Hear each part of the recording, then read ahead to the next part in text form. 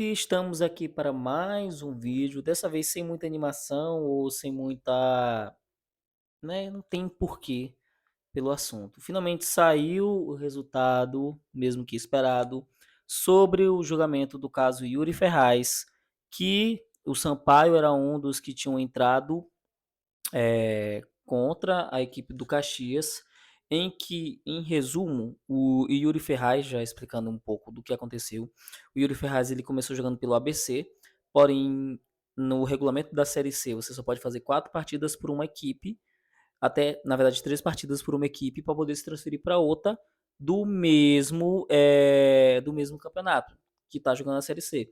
O Yuri Ferraz fez 4 em teoria e acabou se transferindo para a equipe do Caxias. E por causa disso, o Sampaio observou este erro, vamos dizer assim, junto com a Aparecidense, e entrou no Superior Tribunal de Justiça Desportiva pedindo que o Caxias fosse penalizado por essa ação, junto com o atleta e todos que estivessem envolvidos. Então, o caso foi colocado, teve todas as notícias em relação a isso, e o resultado ele tinha que sair de hoje para amanhã. Amanhã é o encerramento, amanhã eles fecham todos os relatórios, tudo que tem que fechar para virar essa ata, virar essa página e já começar a temporada do ano que vem, com as equipes e os torneios que elas vão disputar, os jogos e assim por diante, como vai funcionar todo o calendário. Então a data limite era hoje, de hoje para amanhã, e o resultado foi o arquivamento do o arquivamento do caso do Yuri Ferraz, e que confirmou o que já era esperado, o que a gente já esperava que ia acontecer, o que era bem óbvio, o rebaixamento do Sampaio para a quarta divisão. Eu dei uma lida no PDF, que eu posso depois disponibilizar para vocês, ou deixar o canal da página da Bolívia que me emociona e deixar lá o arquivo que você pode entrar, dar uma olhadinha, ver o arquivo, baixar e dar uma lida. E eu li rapidamente e lendo os atos sobre esse arquivamento, bem assim, é muito engraçado dos jogadores, todos os depoimentos, que ninguém sabia de nada, que o juiz não sabia de nada, que o árbitro não sabia de nada, que o clube não sabia, ninguém sabia de nada, segundo os depoimentos. E eu achei isso muito interessante, que se você perguntasse para cada um deles até qual era o nome deles, eles não sabiam. Beleza? Mas tirando essa parte que eu achei interessante, o resultado todo do ato foi o quê? Que o Caxias, por não ter ciência, é a justificativa dada pelo STJD, e eu posso dizer que o STJD ainda foi muito bom, né, com a equipe do Caxias, vamos dizer assim, teve uma boa vontade com a equipe do Caxias, é, que o Caxias ele se confiou na súmula, que é realmente o documento oficial, nada, o vídeo pode ser utilizado, foto, seja lá o que for. Mas o documento que é oficial, o documento que realmente vale, é a súmula. E nas súmulas que foram entregues, já que eles têm um tempo de 28 a 48 horas dos atos para corrigirem com um adendo, como está dizendo, corrigirem qualquer erro que tenha na súmula, é, não teve essa correção, esse erro só foi descoberto muito tempo depois, e o Caxias, de boa fé, como explicou o juiz que fez o ato já que a gente estava lendo do arquivamento, em que o Caxias agiu de boa fé, o Caxias não sabia que o jogador tinha feito 4 partidas, então ele não poderia evitar a contratação porque ele não tinha noção, porque na súmula estava 3 jogos e ele falou, beleza, a súmula tem 3 jogos, então vou contratar porque ele não quebrou, certo? E aí, no fim, quem teve o indiciamento foi o jogador, o Yuri Ferraz, que pode pegar um período de suspensão ou multa, ou os dois, ou mesmo, e os árbitros também, que vão pegar um período de suspensão ou multa. O resultado em si foi isso, e o Caxias foi inocentado, vamos dizer assim, e o caso em relação ao Caxias foi arquivado. Os outros 3 que eu acabei citando, eles vão seguir para julgamento.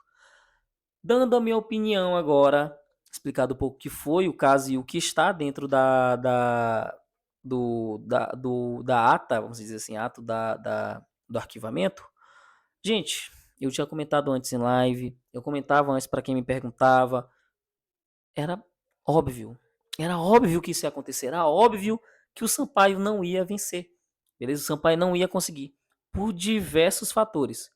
Primeiro, sobre a questão da falta de poder da Federação Maranhense, da falta de influência da Federação Maranhense em relação a esse jogo de forças, esse jogo político que existe dentro da CBF, a gente tem que ter ciência disso. Ao mesmo tempo, era bem óbvio porque era uma situação bastante complicada, era uma situação bastante difícil e que não apresentava desde o começo grandes possibilidades em relação ao Sampaio de conseguir fazer esse tapetão, vamos se dizer assim, beleza? E fora que o Sampaio também, né, normalmente não tem muita capacidade jurídica em alguns momentos de conseguir resolver essas questões. Então era meio que o contexto todo já estava bem óbvio. E eu acho que é bem pior porque é vergonhoso. Que a gente é rebaixado, vamos dizer assim, duas vezes, rebaixado em campo e rebaixado no tribunal. A gente consegue dois rebaixamentos de uma vez só. Olha que espetáculo. A gente consegue dois rebaixamentos de uma vez. Uma narração vergonhosa, vergonhosa da TV Sampaio, da TV Tubabão, uma narração vergonhosa, ridícula, dizendo que vamos vencer nos tribunais.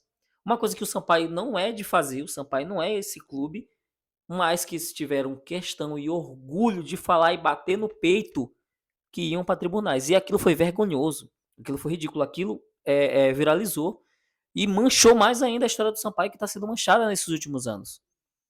E ao mesmo tempo que era bem óbvio, porque, gente, como disse um compadre meu aí dos bastidores que a gente vinha conversando, o silêncio entrega muito. O silêncio entrega muito na vida, como o Sampaio teve o silêncio durante todo esse período, até recentemente, até aparecer para falar da próxima temporada, como se o silêncio da própria justiça, certo? Porque o silêncio ele já entrega muito sobre aquilo que a gente pode esperar. Ou melhor dizendo, como eu estava conversando com esse meu amigo aqui do bastidor, dentro da política e dentro desse jogo político, o silêncio ele é um sinal de que as coisas vão se manter como elas vão estar. Elas vão se manter daquela forma e que nada se altera, beleza? Então, só esse silêncio, essa falta de vamos dizer, empenho do Sampaio, essa falta mesmo de ação para demonstrar ao torcedor que estavam correndo atrás. E fora aquele vídeo feito pelo vice-presidente reclamando sobre o pessoal lá do Rio Grande do Sul, na questão de tribunal ter vindo para cá e ter sido tratado com todas as regalias e tudo. Aquilo ali já até construía uma narrativa de fracasso, vamos dizer assim, que era esperada, que não ia dar certo e que vão utilizar isso. E o Sampaio vai utilizar isso. Não tenho dúvida. Se não utilizar agora, vão utilizar depois. Vão se utilizar desse fracasso, vão se utilizar dessa queda no tribunal, desse tapetão falho, para justificar que o ano do Sampaio foi péssimo de 2024. Este ano foi péssimo justamente por causa disso. Então, narração vergonhosa, a falta de ação da FMF e um caso que desde o começo era meio perdido, era um resultado que, enfim, era esperado. Então é isso. Muito obrigado a você que assistiu até agora. Vídeo limpo, sem corte, só para entregar para vocês e fique à vontade para dar opiniões sobre o que vocês acharam dessa situação, se vocês esperavam, se vocês tinham uma esperança. Fique à vontade, comentem e é isso. Muito obrigado. Compartilhe, deixe a sua curtida e falou.